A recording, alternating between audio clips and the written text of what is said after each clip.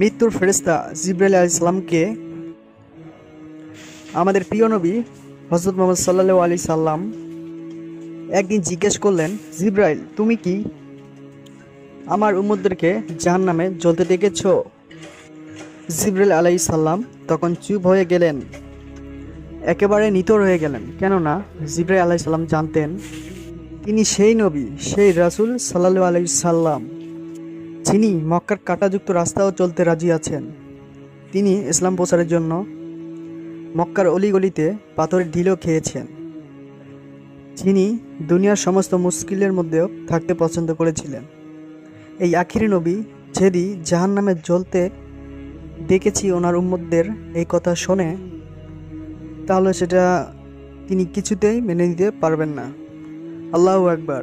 আমার নবী এমন নবী ছিলেন যিনি তার সন্তানদের চেয়েও বেশি ভালোবাসতেন তার উম্মতদেরকে।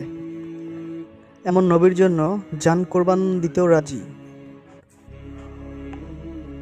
তাই কমেন্টে একবার হলো ইয়া রাসূলুল্লাহ লিখতে পারেন এবং আমাদের ইসলামিক চ্যানেলটি আলোর পথ সাবস্ক্রাইব করে সাথেই থাকবেন। ভিডিওটি একটি লাইক, একটি শেয়ার এবং আপনার মতামত জানাবেন নেক্সট ভিডিও পাওয়ার জন্য। ভিডিওটি কেমন লাগলো তা কমেন্টে আমাদের অবশ্যই জানাবেন।